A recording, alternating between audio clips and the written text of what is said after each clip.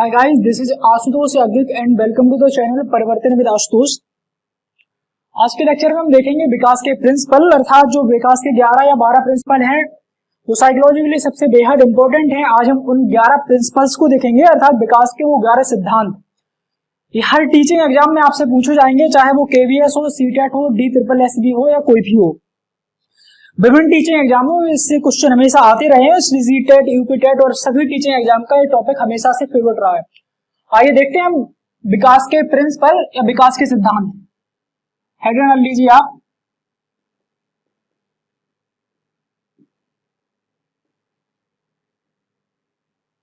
Principles of development.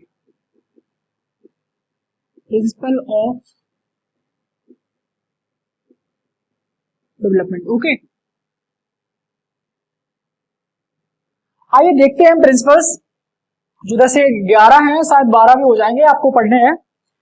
पहले principal पे आता है आपका, हिंदी और इंग्लिश में दोनों में टीच करने की कोशिश की जाएगी आपको। पहला जो आपका आता है सतत या निरंतर विकास का सिद्धांत। सतत या निरंतर विकास का सिद्धांत।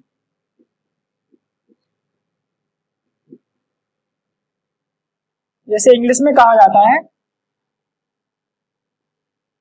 Principle of continuity. Principle of continuity, इसका मतलब ये है कि जो विकास होता है वो विकास चलता है सतत या निरंतर, अर्थात कंटिन्यूअस चलेगा। कंटिन्यूअस का मतलब है, जो मैंने आपको लास्ट लेक्चर्स में पहले से बता रखा है, कि जो विकास होता है वो आपके मां के गर्भ में जब आप प्रवेश करते हैं तब से लेकर चलता है आपके मृत्यु तक, जब तक आप मृत्यु को प्राप्त नहीं हो जाते हैं, ठीक है। आपके जीवन पर्यंत चलता रहता है विकास। तो विकास कैसा है? जो विकास है वो एक सतत या निरंतर या कंटिन्यूअस यानी हमेशा चलने वाली प्रक्रिया है। वो रुकती नहीं है, रुकेगी तो कुछ टाइम के लिए रुकेगी, वो पीछे मुड़ के नहीं देखेगी। तो विकास क्या है? विकास एक निरंतर चलने वाली प्रक्रिया है। इसमें लिखेंगे आप कि विकास जो होता है, विकास सतत चलने वाली प्रक्रिया है। विकास सतत या निरंतर चलने वाली प्रक्रिया है। विकास कैसी है? सतत चलने वाली प्रक्रिया है, ओके, चलने वाली प्रक्रिया है। ये हो गया आपका पहला प्रिंसिपल, जो बताता है कि विकास है वो चलेगा आपका सतत। जैसे चलता है भाई बालक का जन्म, बालक जब जन्म माता के भ्रूण में जाता है, एक जो भ्रूण मां के गर्भ में जाता है, वो विकास तब से लेकर चलता है आपकी कब्र तक, ठीक है। इसके बाद दूसरा जो आपको सिद्धांत पढ़ना है, पहला सिद्धांत आपका फिनिश हो गया। इसके बाद जो दूसरा सिद्धांत आपको पढ़ना है वो है आपका नंबर 2 पे, सामान्य से विशिष्ट का सिद्धांत। सामान्य से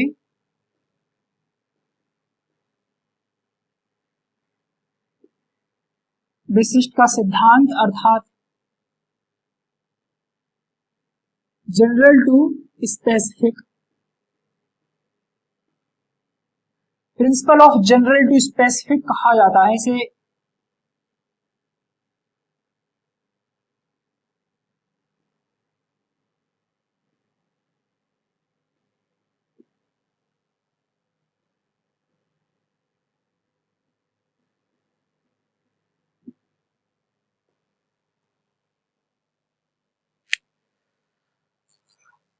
देखिए, इसका मतलब सीधा सा है, आप अपने आसपास की चीजों को रिलेट करेंगे, आपको सीधे से पूरे जो 11 सिद्धांत हैं आपको कभी याद नहीं करने पड़ेंगे, आप आराम से समझ जाएंगे इसे।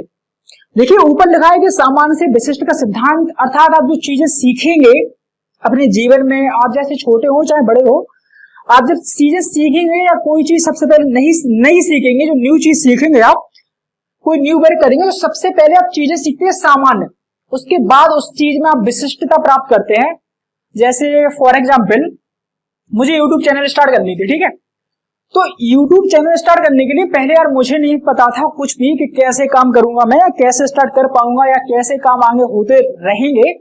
तो मैंने सबसे पहले वीडियो के लिए शूट अप होता है, पूरा स्टूडियो मुझे तैयार किया। धीरे धीरे मैं सामान्य काम कर रहा हूं अभी, अभी मुझे विशिष्टता कुछ भी हासिल नहीं है इसमें, मुझे स्पेसिफिक चीजें अर्थात विशिष्टता जो होती है कि मैं आगे काम कैसे कर पाऊंगा, मुझे कुछ भी पता नहीं है। मैंने डायरेक्ट की जो अरेंजमेंट होता है मैंने अरेंजमेंट किया, उसके बाद डायरेक्ट किया वीडियो शूट।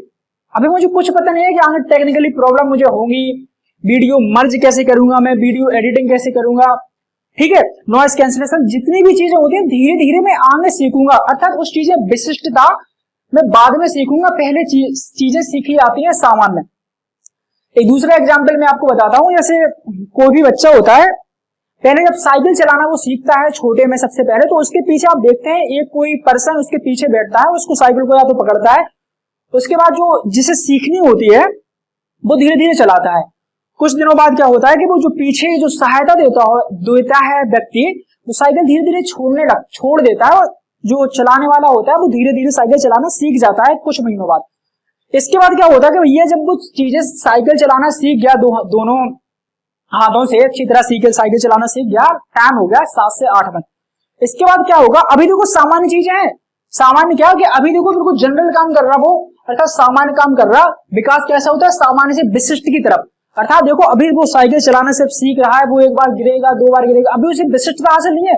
विशिष्टता हासिल मतलब कैसी कि ये नहीं कि वो भाई साहब एक हाथ से पकड़ा साइकिल का हैंडल और ले जा रहा, ठीक है, ये नहीं कि बीच रोड पे चला रहा है, मार्केट में चला रहा है, दोनों हाथ छोड़ के आस्को टाइप का चला रहा साइकिल।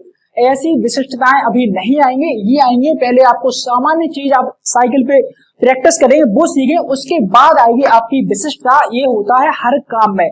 तो विकास जो फॉलो करता है प्रिंसिपल या जिस नियम का पालन करता है वो होता है आपका सामान्य से विशिष्ट का सिद्धांत। अर्थात विकास जो फॉलो करता है वो करता है सामान्य से विशिष्ट का सिद्धांत। इसी में आपको लिखना है कि विकास फॉलो करता है या विकास मानता है स्थूल से सूक्ष्म गतिक कौशल, अर्थात विकास जाता है स्थूल से सूक्ष्म गतिक कौशल की तरफ।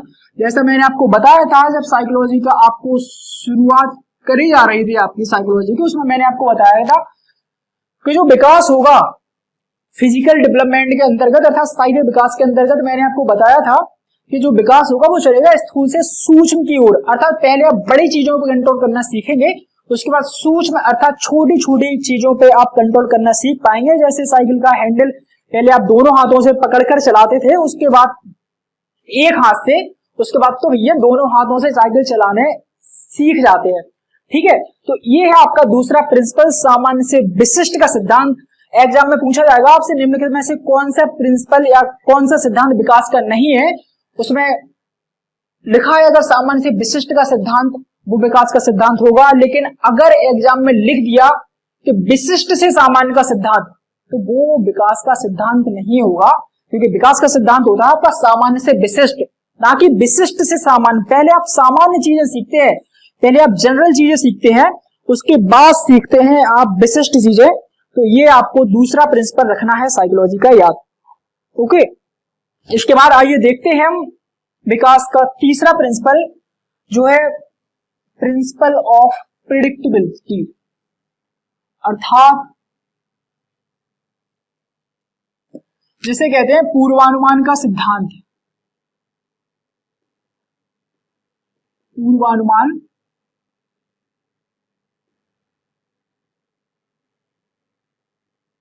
का सिद्धांत, इसमें कहा जाता है प्रिंसिपल ऑफ प्रिडिक्टेबिलिटी।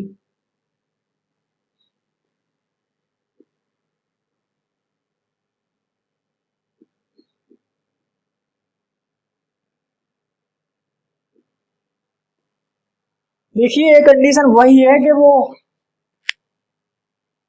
कोई बच्चा छोटा होता है, जैसे हम कहते हैं लल्ला के पैर पल्ला में गिर जाते हैं, इसका मतलब ये है कि कोई भी एक छोटा बालक होगा, ठीक है। पूर्वानुमान का मतलब ये है कि आप पहले से भविष्यवाणी कर सकते हैं किसी बच्चे की।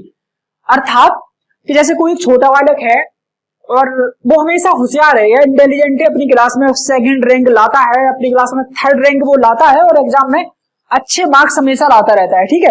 तो आपने उसको देखा और आपने पहले से उसके बारे में भविष्यवाणी कर दी, आपने बता दिया कि आगे चलकर ये बालक बड़ा होशियार बनेगा या बहुत कुछ करेगा आगे हाथों में, ठीक है, आपने उसके जो विकास है उसका आपने पूर्वानुमान लगा दिया, आपने उसकी कर दी भविष्यवाणी, क्योंकि आपने देखी उसकी जो आज की परफॉर्मेंस, जो आज वो परफॉर्मेंस दे रहा है, आज वो होशियार है, स्कूल की मार्कशीट देखकर आपने देखा कि ये बच्चा जैसा है वो आगे चलकर कुछ बहुत सक्सेस होगा या आगे चलकर अपने माता पिता का अपना नाम रोशन करेगा। ठीक है, तो विकास क्या करता है, जो विकास होता है वो होता है पूर्वानुमान के सिद्धांत पर निर्भर, अर्थात विकास की जा सकती है भविष्यवाणी। ठीक है, इसमें क्या है कि भविष्यवाणी की जा सकती है,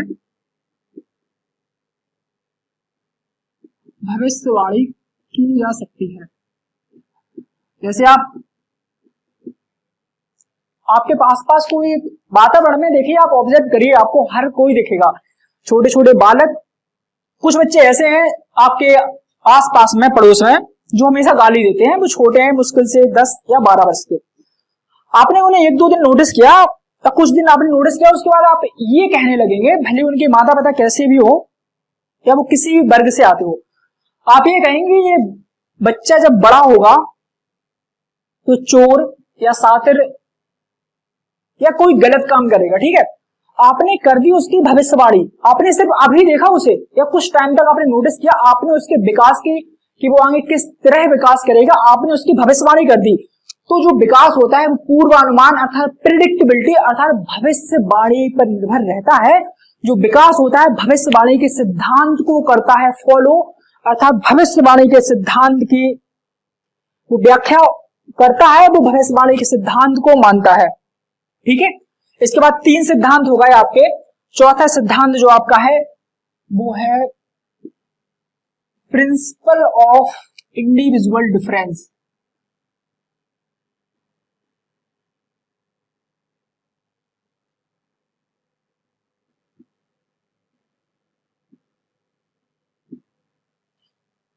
व्यक्तिगत भिन्नता का सिद्धांत, इसे कहते हैं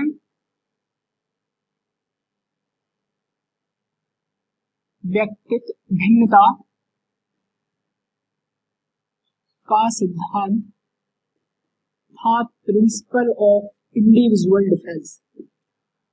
साइकोलॉजी आपको जोड़ेगी आपके आसपास के पूरे वातावरण से, आसपास के आपके माहौल से। देखिए, व्यक्तिगत भिन्नता का मतलब यह है कि पूरे संसार में कोई भी 2 व्यक्ति कभी समान नहीं होते हैं, उनमें डिफरेंस होंगे, चाहे वो जुड़वा बच्चे हो, चाहे ट्विस्ट चाइल्ड हो, वो चाहे सगे भाई हो या कोई भी कितने भी खास हो, उनमें भिन्नताएं आएंगी। जैसे आप देखते हैं कि किसी पर्सन को या कोई आपका दोस्त हो, आप उसे कितना भी समझाएंगे, कितना भी आप उसे उसकी आप 100 बार मदद कर देंगे, लेकिन आपने अगर एक बार उसको मदद नहीं कर पाई तो वो आपके बारे में दूसरों से गलत बातें करेगा। आपको ये लगेगा, आप इससे हर्ट होंगे, आपको ये लगेगा कि मैं इसके 100 बार काम आ चुका, किसी वजह से अगर मैं एक बार इसके लिए काम नहीं कर सका तो ये मुझे गलत समझने लगा। आप हर्ट मत होइए, क्योंकि ये चीजें जो होती हैं वो व्यक्तिगत भिन्नताएं होती है, अर्थात इंडिविजुअल डिफरेंस, अर्थात हर व्यक्ति जो दुनिया में वो अपने हिसाब से सोचता है, हर व्यक्ति दुनिया में अलग है। जैसा आप सोचते हैं जितने अच्छे आप हैं वैसा उतना अच्छा दूसरा नहीं है। आप कहते हैं ना कि यार तुम बहुत स्पेशल हो, या मुझे तुम बहुत स्पेशल लगते हो। ठीक है, तो ये चीजें व्यक्तिगत भिन्नता पे, मैं तुम्हारे बारे में या किसी और के बारे में इतना स्पेशल फील कर लेता हूं या इतना स्पेशल सोच लेता हूं कि मतलब तुम चाहे मिलो या ना मिलो वो मैटर नहीं करता। ठीक है, वो हमेशा मैं तुम्हारे लिए स्पेशल सोचता रहूंगा। कोई पर्सन अगर नहीं सोच पा रहा है तो ये चीजें व्यक्ति मैटर करती हैं। कोई पर्सन ज्यादा अच्छा सोच लेता है, कोई नहीं सोच पाता है, किसी पर्सन का दिमाग किसी काम में लगता है, कोई व्यक्ति का काम पढ़ाई में लगता है, किसी का दिमाग लग जाता है बिजनेस में। तो ये व्यक्तिगत भिन्नता है, यही व्यक्तिगत भिन्नता हमारी समाज को बनाती है, तभी इस पृथ्वी पर सभी का जीवन संभव है। अगर सभी व्यक्ति एक जैसे हो जाएंगे तो ये जो संसार जो आपका चल रहा है, जो प्रकृति चल रही है, वो चल नहीं पाएगी। इसलिए संसार में सभी व्यक्ति हैं वो अपने अपने अनुसार कार्य करते हैं, उनमें व्यक्तिगत भिन्नताएं होती हैं, इसी को कहते हैं इंडिविजुअल डिफरेंस। और ये हर व्यक्ति में अलग अलग होती है, कोई पर्सन एक जैसा नहीं हो सकता। अगर आप इतने अच्छे हैं, मेरे लिए दूसरा पर्सन कोई इतना अच्छा नहीं है, या आप मेरे लिए इतने अच्छे हैं, आप भले दूसरे के नजरिए से कितने भी बेकार हो, लेकिन मेरे लिए आप एक नजरिए से अच्छे हैं। मैं आपको जिस नजरिए से देख रहा हूं उस नजरिए से आपको कोई दूसरा नहीं देख पा रहा है। ठीक है, तो ये व्यक्तिगत भिन्नता है कि मैं आपको इतनी अच्छी तरह समझ रहा हूं क्योंकि मेरा कैरेक्टर ऐसा है, मैंने जो चीजें सीखी है अपने वातावरण से, अपने माहौल से, या किसी और ने वो चीजें सीखते हैं अपने अपने अकॉर्डिंग। आप जैसे हैं वैसे आपके पापा नहीं होंगे, वैसे आपकी बहन या भाई, आपके घर पे और कोई नहीं होगा, होंगे थोड़े कैरेक्टर होंगे, लेकिन ये नहीं कि आपके जैसे पूरे गुण। आप ये नहीं कह सकते कि पूरी की पूरी तरह से कॉपी है, पूरी तरह से कॉपी कोई नहीं होता है। व्यक्तियों में एक दूसरे से व्यक्तिगत भिन्नताएं होती है, इसी वजह से यह प्रकृति और यह संसार चलता है व्यक्तिगत भिन्नता पर। तो जो विकास होता है वो व्यक्तिगत भिन्नता के सिद्धांत को करता है फॉलो, अर्थात जो व्यक्ति होते हैं वो करते हैं व्यक्तिगत भिन्नता को फॉलो। इसके बाद सॉरी, ये कौन सा सिद्धांत हो गया, थर्ड 4 प्रिंसिपल हो गए आपके, प्रिंसिपल ऑफ इंडिविजुअल डिफरेंस। 5वें पे आपको पढ़ना है दिशा का सिद्धांत, प्रिंसिपल ऑफ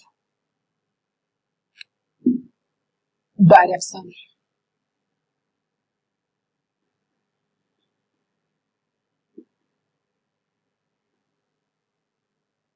हुआ था यदि, ठीक है। दिशा के सिद्धांत में आपको क्या पढ़ना है कि जो मनुष्य के शरीर का विकास होता है या किसी बच्चे का, या धीरे धीरे मानो हम लोगों के शरीर के अंगों का जब विकास होता है उसकी हमें दिशा देखनी है कि किस दिशा से किस दिशा की तरफ वो विकास होता है, ठीक है। इसमें आपको 2 पॉइंट पढ़ने हैं, टीचिंग एग्जाम में बार बार पूछे जाते रहे हैं। एक को कहा आपको इंग्लिश में देखने पड़ेंगे क्योंकि डायरेक्ट एग्जाम में पूछा जाता है इंग्लिश में नाम, हिंदी में नाम आपको नहीं मिलेंगे। एक है आपका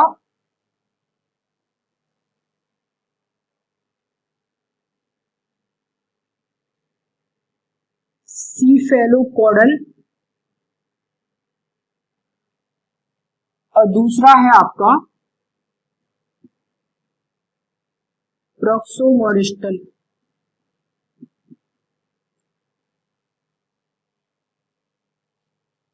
इसका हिंदी में नाम, सेफेलोकॉर्डल को हिंदी में कहा जाता है स्रोत पदोन्मुखी।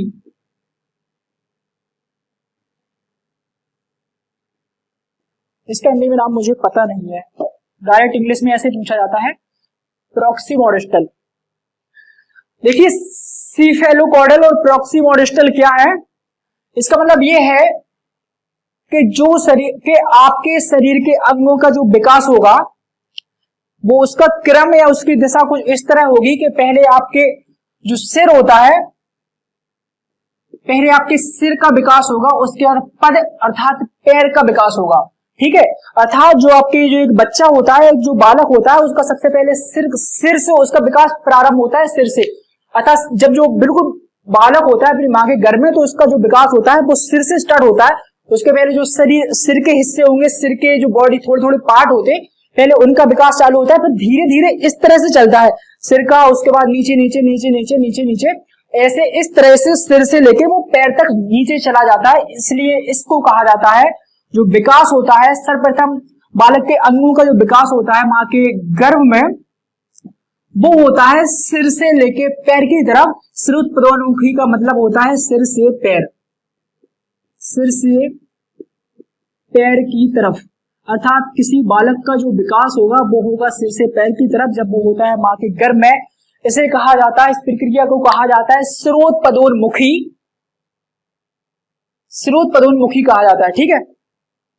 या सिरस्थ, मतलब ऐसे वर्ड मिलेंगे आपको हिंदी में। हिंदी में आपको ज्यादा पढ़ना है तो हिंदी में आपको ऐसे वर्ड मिल जाएंगे, कहीं सिरस्थ, मतलब सिर आपको कहीं पे अगर लिखा मिल गया तो आप समझ लीजिए कि बालक का जो विकास होगा वो होगा सिर से पैर की तरफ, ओके।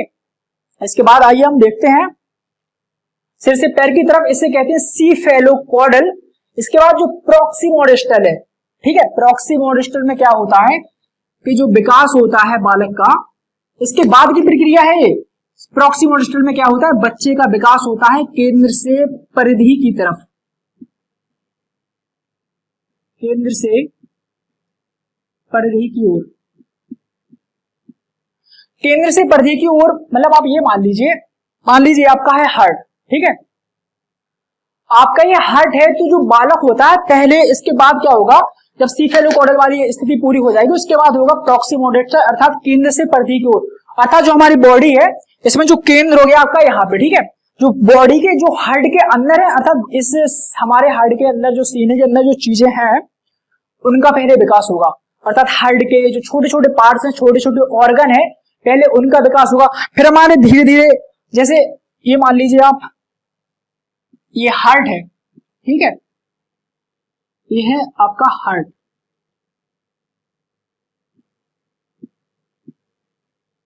पहले इसका विकास होगा, फिर इसके आसपास के एरिया का विकास होगा, अर्थात पहले हार्ट का विकास होगा, इसके बाद हमारे आसपास का ये पूरा विकास है ये होगा। अर्थात आप देख रहे हैं कि जो स्रोत पदोन्मुखी होता है वो होता है आपका सिर से लेके पैर की तरफ, और जो प्रॉक्सिमोडेस्टल होता है वो आपका होता है केंद्र से, अर्थात इस तरह जाता है, वो इस तरह से राउंड लगाता है। और अर्थात जो आपकी ये चीजें, जो आपकी इन चीजों का जो विकास होगा उसे कहते हैं प्रॉक्सिमोडेस्टल, अर्थात आपके केंद्र से, अर्थात आपके हेड से, आपके दिल से इस तरह से बाहर की तरफ जो विकास होता है, वो हार्ट, किडनी, ठीक है, लंग्स, ये इन चीजों का धीरे धीरे विकास होगा, अर्थात बाहर की तरफ आपके विकास होगा, उसे कहते हैं प्रॉक्सिमोडेस्टल। और जो सिर से, अर्थात सीधी बात यह है कि यार ऊपर से नीचे जो विकास होता है उसे कहते हैं प्रॉक्सिमोडेस्टल, उस क्रम को। और जो केंद्र से परिधि, परिधि मतलब चारों तरफ, परिधि को कहते हैं पर चारों तरफ, अर्थात सर्कमफ्रेंस। तो केंद्र से अर्थात सेंटर से जो चारों तरफ विकास होता है धीरे धीरे इस तरह से गोले के आकार में, उसे कहते हैं प्रॉक्सिमोडेस्टल। गॉड,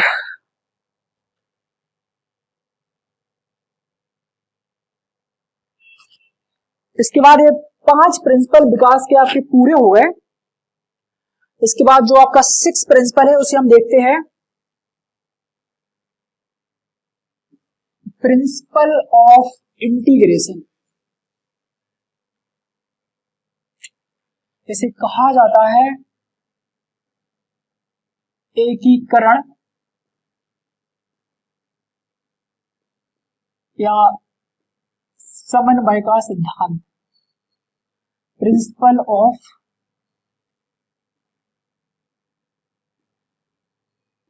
इंटीग्रेशन, ठीक है।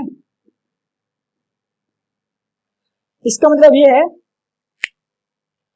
कि आप जो चीजें सीखेंगे, एकीकरण का मतलब होता है एक एक करके सीखना, अर्थात छोटी छोटी चीजें सीखेंगे, उसके बाद आप सीखेंगे इकट्ठी या बड़ी, या उसमें महारत हासिल करेंगे आप, ठीक है। एकीकरण का मतलब यह है कि आप पहले एक एक करके चीज सीखेंगे, उदाहरण के जरिए आपको ज्यादा अच्छे समझ में आएगा। जैसे सपोज इंस्टाग्राम आप जानते होंगे, ऑब्वियसली सभी लोग आज के टाइम में सभी जानते हैं। अब भैया ये है इंस्टाग्राम, ठीक है। शुरू में क्या हुआ, मान लो मैं ही हूं, किसी दूसरे का एग्जांपल नहीं दे रहा, मैं अपनी दे रहा। यार क्या है कि शुरू में मुझे इंस्टाग्राम जैसे चलाना नहीं आता, ठीक है। आज जैसे मुझे इंस्टाग्राम चलाना नहीं आता, तो यार मैंने क्या किया कि सबसे पहले अपने किसी दोस्त से पूछा कि यार ये चीज क्या होती है। उसने मुझे बताया कि ऐसे ऐसे होता है, इसमें इसे प्ले स्टोर से डाउनलोड करो, उसके बाद अपनी फेसबुक से या किसी से कनेक्ट कर लो, ठीक है। एक एक करके चीजें मैं सीख रहा हूं। उसके बाद क्या हुआ, मैंने कर लिया डाउनलोड, और उसके बाद उससे शुरुआत में क्या है कि मुझे इसकी छोटी से छोटे जो फंक्शन होते हैं, सेटिंग होती है, मुझे वो नहीं आती है, ठीक है।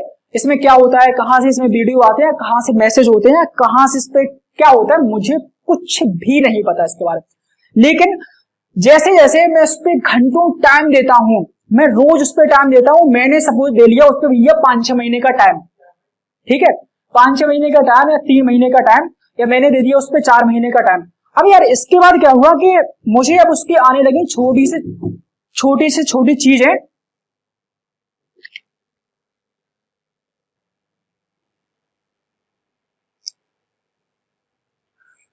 ठीक है। इसके बाद क्या हुआ कि इसके बाद मुझे उसकी छोटी से छोटी चीजें आने लगी।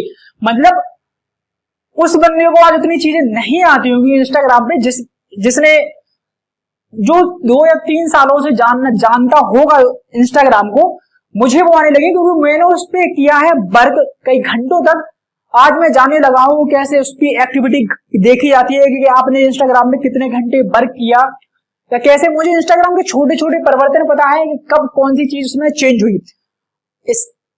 पूरी जो मैंने आपको जो वाकया सुना रहा हूं उसका मतलब बस सिर्फ और सिर्फ इतना है कि चीजें होती है आप एकीकरण मतलब एक एक करके सीखते हैं, एक एक करके चीजें बढ़ती हैं, इकट्ठी आपको समझ में नहीं आती हैं, एक एक करके आप चीजें इकट्ठी हो जाती हैं, फिर वो आप सीखते हैं। यह होता है एकीकरण का सिद्धांत अर्थात इंटीग्रेशन, अर्थात चीजें मिलती हैं, धीरे धीरे मिलेंगे, उसके बाद बनेगा आपका एक विशाल रूप।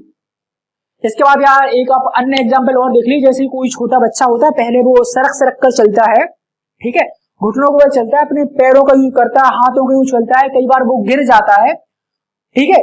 इसके बाद देख रहे हैं आप एक एक चीज करके सीख रहे हैं, पैर से, हाथ से, घुटनों से, लेकिन धीरे धीरे समय परिवर्तित होता है, जब उस पे ज्यादा अभ्यास किया जाता है, जब वो रोज चलता है तो एक समय आता है कि वो अपने पैरों से, सिर्फ 2 पैरों से आराम से चलना सीख लेगा, बनेगा बंदा, फिर आराम से चलने लगेगा वो। तो इसे कहते हैं एकीकरण का सिद्धांत, अर्थात चीजें जुड़कर चलती हैं कुछ टाइम बाद, जब हम उस पर करते हैं प्रैक्टिस या करते हैं उस पर अभ्यास। आइए इसके बाद जो 7वां सिद्धांत है आपका, उसे कहते हैं प्रिंसिपल ऑफ इंटर रिलेशन।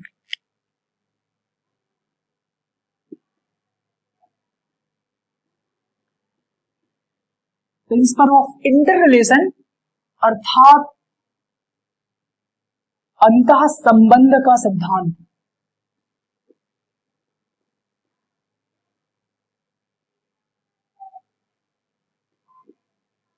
अंतः संबंध का सिद्धांत, अंतः संबंध का सिद्धांत हमें यह बताता है कि आप ये सीख देखिए, जैसे ये है शारीरिक,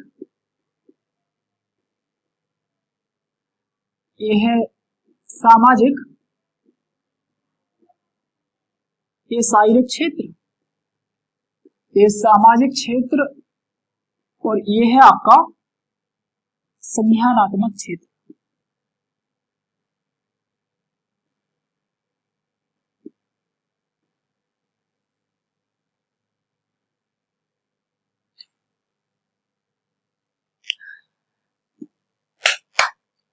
इसका मतलब ये है कि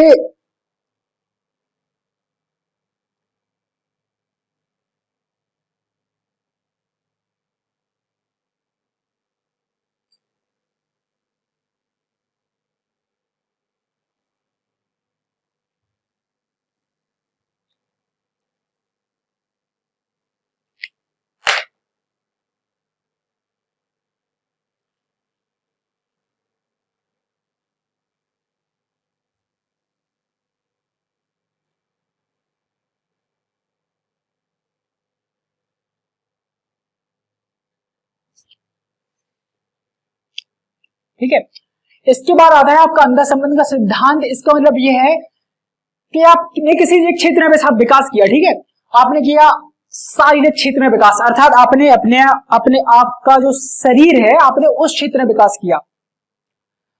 आपने मान लीजिए आपने कर दी भैया रनिंग स्टार्ट, ठीक है, आपने की रनिंग स्टार्ट, आपका मान लीजिए वेट है काफी ज्यादा, कोई पर्सन मिला आपको स्पेशल, उसने कहा यार आपको 8-10 साल बाद कोई पर्सन मिला, उसने कहा आपका तुम्हारा यार वजन बहुत कम हो गया, तो आपको भैया उसकी बात कुछ ऐसी लगी, आपने सोचा अब तो यार वजन कम करना पड़ेगा। आप किसी के बात को देखकर वजन कम नहीं किया आपने, लेकिन उसकी बात आपको लगी कुछ स्पेशल, आपने किया उसका अपना वजन कम, आपने 6 से 7 किलो वजन कम किया, आपने किया अपना शारीरिक क्षेत्र का विकास, ठीक है, विकास है, आपने अपने शारीरिक क्षेत्र का विकास किया, तो अंतः संबंध का उसके बाद क्या हुआ कि जो आपने शारीरिक क्षेत्र का आपने विकास किया, अर्थात आपने अपना वजन कम कर लिया, आपने जरूर अपने शारीरिक विकास में अकेला अपने क्षेत्र में विकास किया था, आपने वजन कम किया, लेकिन उससे पता क्या होगा, उसके साथ साथ आपका होगा संज्ञानात्मक विकास। संज्ञानात्मक विकास कैसा, आपने किया जरूर है वेट कम, लेकिन उससे आपके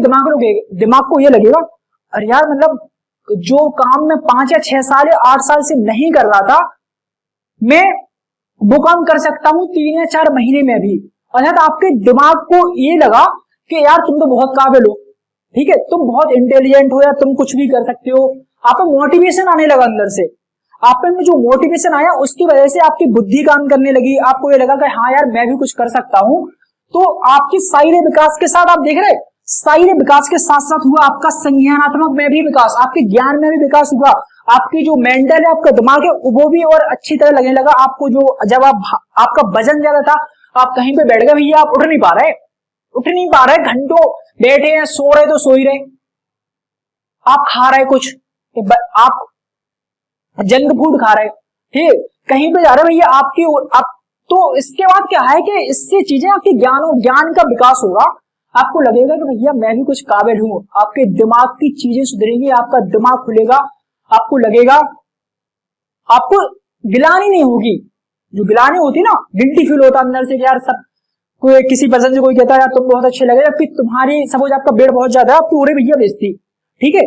तो जब आपने वेट कम किया तो उसके साथ शारीरिक जो आपका वजन था वो तो कम हुआ ही, इसके साथ साथ आपका बड़ा संज्ञान, आपका दिमाग बढ़ा, आपको लगा कि अब मेरी भी तारीफें होंगी, आपके दिमाग में चीजें अच्छी चलने लगी, आपको और भी विकास हुआ, ठीक है।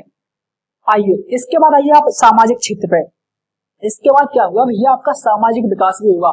आप लोगों के बीच में जाएंगे, आपसे लोग पूछ रहे हैं, अरे भैया यार ऐसे कितने कम कर लिया बेटा, यार हमें भी बताओ कुछ राज, ऐसा क्या किया यार तुमने कि मतलब क्या आपने इतनी जल्दी कर लिया। तो आप देख रहे हैं लोग कर रहे हैं आपको नोटिस, ठीक है, लोग आपको नोटिस कर रहे हैं, लोग जानना चाह रहे हैं वो रीजन कि कैसे तुमने वो काम कर लिया उन 3 या 4 महीनों में। तो देख रहे हैं, आपको लगा कि यार ये समाज में भी अब अपनी कुछ इज्जत होने लगी, समाज में भी अपन को लोग नोटिस करने लगे। जो आपने किया है सिर्फ शारीरिक क्षेत्र में अपने विकास, उस शारीरिक क्षेत्र की वजह से आपके संज्ञान में विकास हुआ, आपके सामाजिक में विकास हुआ, लोग आपको नोटिस कर रहे हैं, समाज में आपकी भूमिका बन रही, ठीक है। या आप कोई कुछ भी आप देख रहे हैं, शारीरिक क्षेत्र के विकास करने से संज्ञान में विकास हुआ, संज्ञान में विकास करने से सामाजिक क्षेत्र में विकास हुआ, क्या तो इसका मतलब यह है कि किसी एक क्षेत्र में विकास दूसरे क्षेत्र में विकास को करता है प्रभावित, अर्थात ये साइकिल जाती है ऐसी। इसका मतलब है कि किसी एक क्षेत्र में किया गया विकास दूसरे क्षेत्र को प्रभावित करता है। अंतः संबंध का सिद्धांत कहता है कि किसी एक क्षेत्र में किया गया विकास, किसी एक क्षेत्र में किया गया विकास दूसरे क्षेत्र को भी प्रभावित करता है, दूसरे क्षेत्र को भी